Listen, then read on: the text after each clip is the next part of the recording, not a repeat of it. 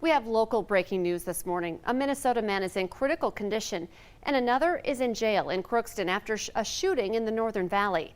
Red Lake County deputies were called to a shooting yesterday afternoon just outside of a home in Oakley. They found Cody Landris with a gunshot wound to his head.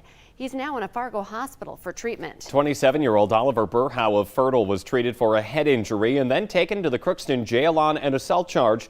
The sheriff's office says the two men do know each other. No other details about that shooting have yet been released. A Fargo man is in jail for robbery after a holdup at a Southside convenience store. 26-year-old Tyler Hendrickson was arrested last night and is in the Cass County Jail on a charge of robbery with a weapon threat.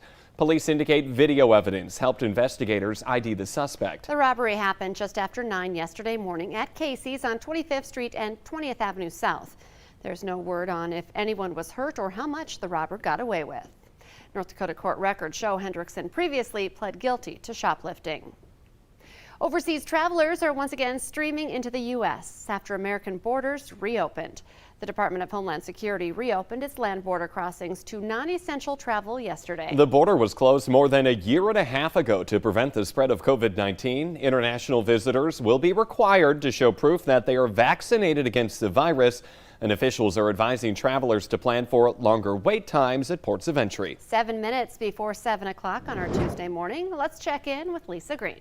Good morning. Today, a good day for travel. We've got some conditions that are nice and quiet and dry and some sunshine on the way. You can see that sunrise looking nice and pretty here this morning in Fargo. Some clouds on the southern end of the valley will continue moving on, and you can see those there on the right hand side of the screen. So we'll see the clouds move on. We'll get some sunshine all day long. It's looking like a really great day. Here's a look at our temperatures this morning. It is below freezing, so you may want to wear that heavier coat. You might need to get that car started a little sooner too to defrost the windshield there. If you park outside, 30 degrees in Fargo, 32 in Grand Forks and in Thief River Falls, and to the east into Bemidji, we're at 36, one of our warmer areas, but Fergus Falls is at 28 degrees. Devil's Lake's checking in at 30. So a little cooler this morning, but we've got a great day ahead. There's some of those clouds we just saw in our sky cam.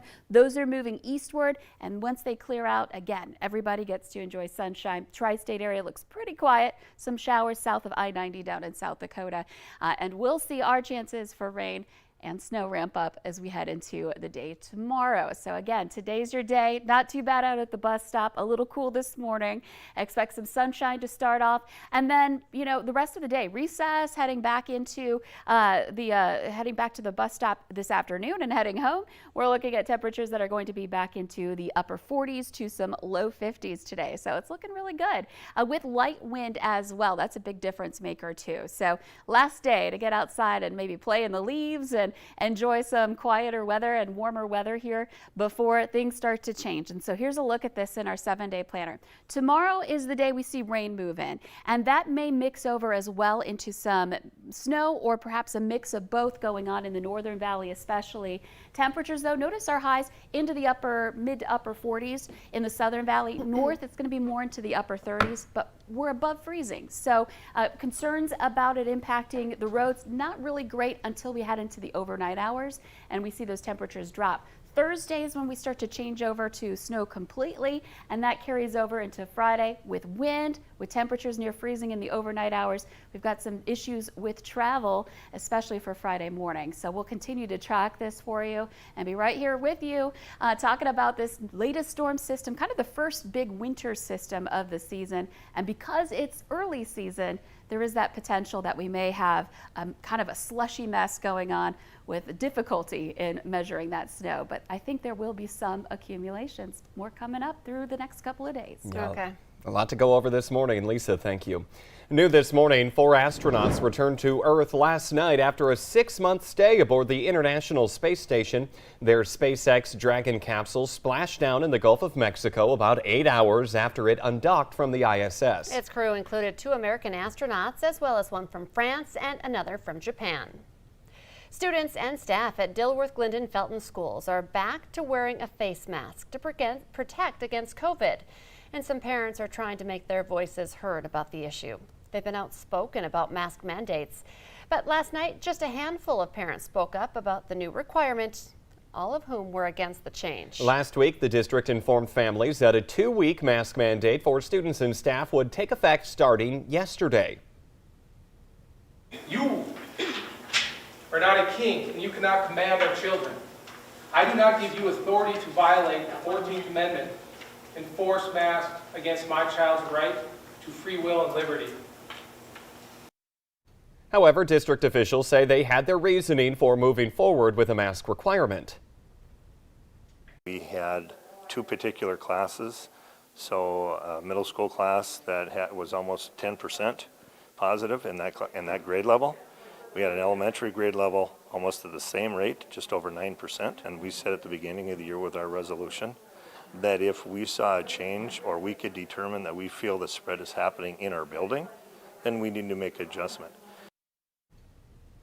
The mask requirement at DGF is set to expire November 21st. Meanwhile, Minnesota is showing a disturbing new trend in COVID cases. Health officials say yesterday the state saw its highest single-day count of new cases in nearly a year since last December. Active cases reached a high for the year, too. There were more than 4,200 newly confirmed or probable cases reported, along with 34 reported deaths. A man reported missing from Fargo is now the focus of an investigation in Bismarck. Police say 38-year-old Daniel Olson was reported missing from Fargo on October 28th after not showing up for work. Now, Bismarck police, they say they found his vehicle abandoned in a city park with many of his personal belongings inside. A Fargo woman will now spend the next 7 years in prison for fatally stabbing her boyfriend in the groin last spring. 34-year-old Terrence Stately pleaded guilty to manslaughter in June. She was originally charged with murder in the 2020 death of 27-year-old Keenan Poitra at an apartment in the 1600 block of 33rd Avenue South. We have a traffic alert for people driving in North Fargo over the next month. Starting today, there will be intermittent lane closures on North Broadway between 15th and 19th Avenues. Crews are replacing utility poles in that area. Lane closures are expected to be in place for up to 4 weeks. Now, also today, southbound 42nd Street South in Fargo will shut down between 11th and 13th Avenues for utility work. The closure is planned for 1 week. We love our fall leaves in Minnesota, but in Japan, they love them even at night. Fall foliage at the temple in Kyoto is lit up for nighttime visitors. The temple is famous for spectacular colors as leaves change during the fall. There are about 3,000 grown trees on the premises, and the beauty of the scenery has been described in even poetry dating back 1,000 years. Let's get the answer now to our question of the morning on Facebook. That question today is 14% of drivers have accidentally backed into this. The answer? Their own garage. I think the number's higher than 14%. Only that many admitted to it. As I say, I think I've hit the garage door. I've maybe done that a time or two as well. Remember, you can play along every day. The Today Show and CBS This Morning are just about to start, but we roll on the Fargo CW.